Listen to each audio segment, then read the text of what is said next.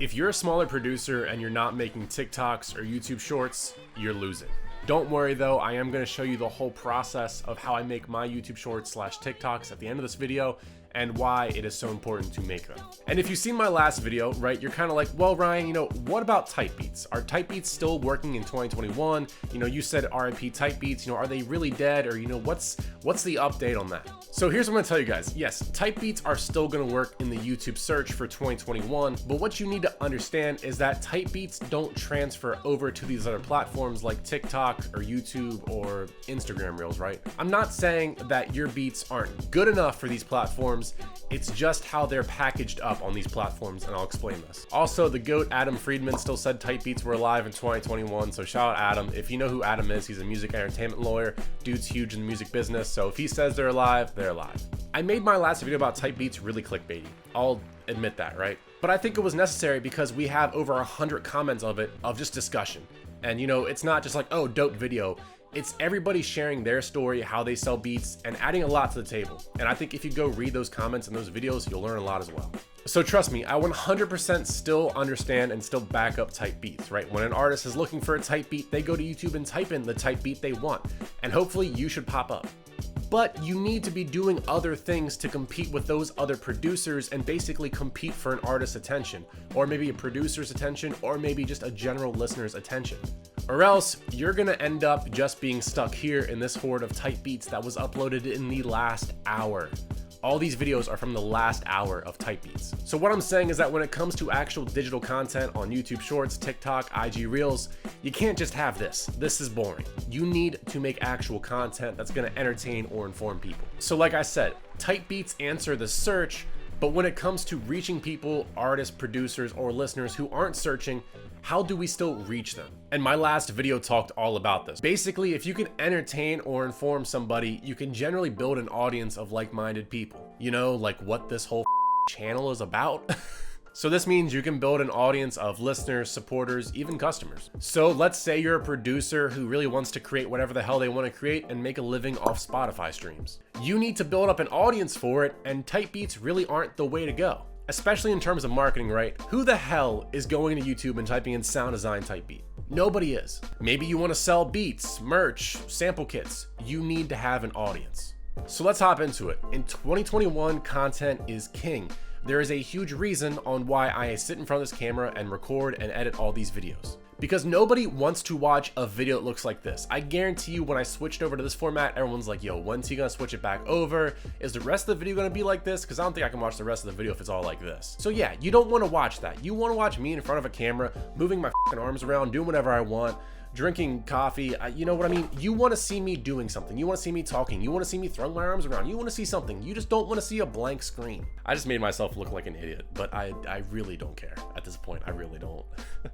So what we're gonna do first off is let's look at some producers who are big with type beats. Also, I'm not trying to hate on these producers or producers who only make type beats. Totally agree that you should still be posting type beats. That's how artists find your beats on YouTube search. It's just the whole blindly relying on them to blow up one day and praying to the algorithm gods. That's kind of the part where I think the issue is. So in my mind, when you combine content with type beats, you make yourself more discoverable, more marketable. Well, Ryan, you made 3 TikToks and you still haven't sold $1,000 worth of beats. Yeah, it takes time. Okay, give me some time here, boys. Give me some time. So we're gonna take a look at Ant Chamberlain, Othello Beats, and another producer on the rise as of recent, Phallic. Much respect to these guys, right? I'm not trying to hate. I'm not trying to bash them.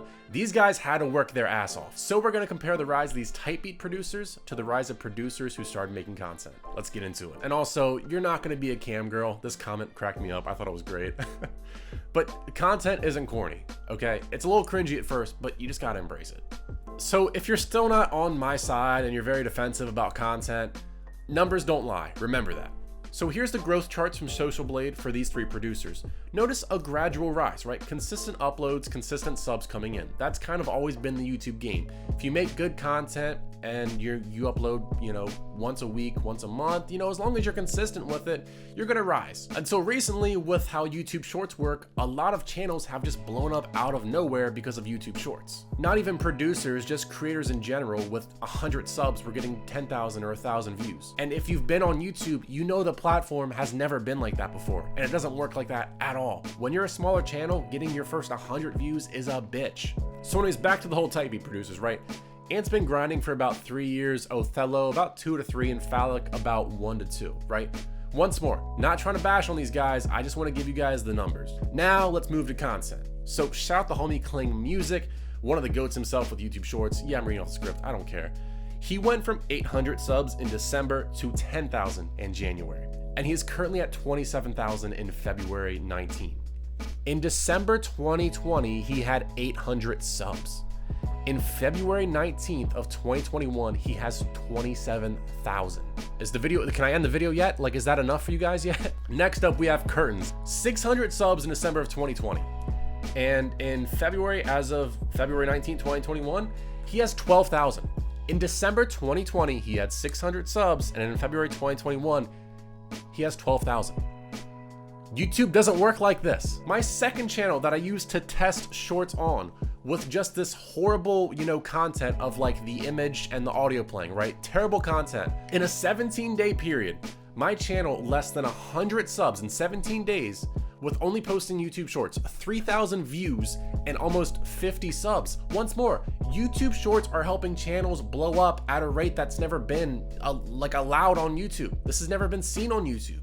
There's always been a few outliers who might blow up, but these small channels to really have this little boost every time they post a YouTube short like this is insane. Now listen, I'm not saying that you make one YouTube short, you're gonna blow up. I'm not saying you make 100 YouTube shorts, you're gonna blow up. I just want you guys to see how these numbers compare with the usual way of type beat producers that we're always taught to, right? Make your type beats, throw them on YouTube as a type beat with a static image, let it go.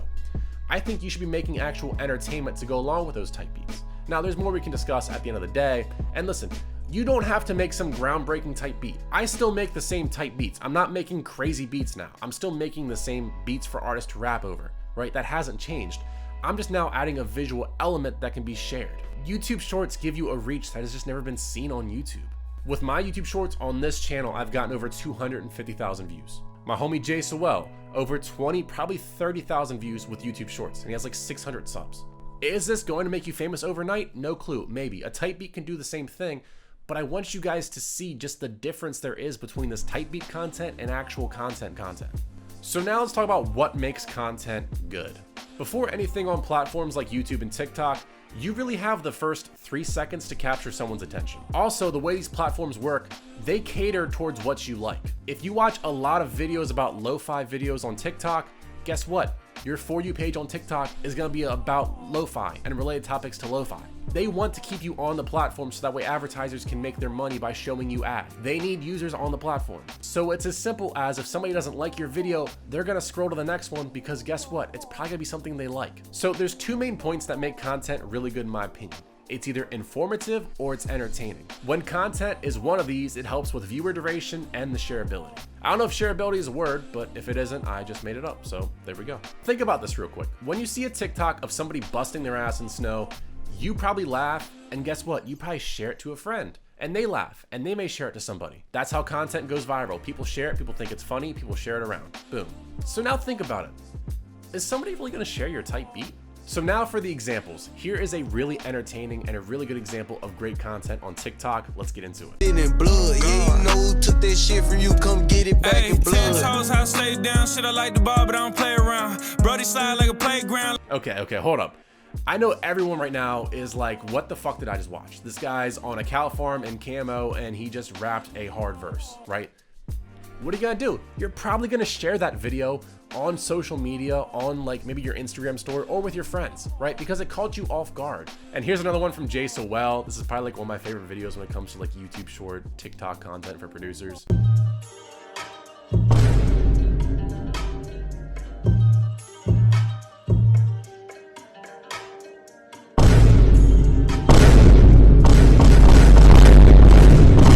This is so relatable as a producer. It's entertaining as well, and you're probably gonna share it with a producer friend of yours too, because they're probably dealing with the same shit. Let's do one more. This guy is my favorite boom bap producer on TikTok.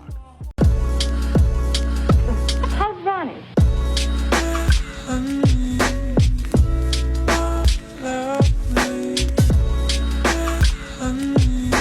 So let's say as this producer is building up a following on TikTok, an artist stumbles upon his content.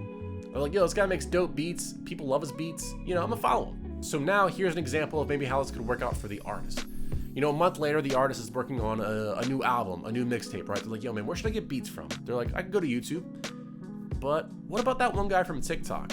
So they go to TikTok, like, yo, this guy's beats are dope, man. Boom, link in bio, go to his beat store, buy a beat.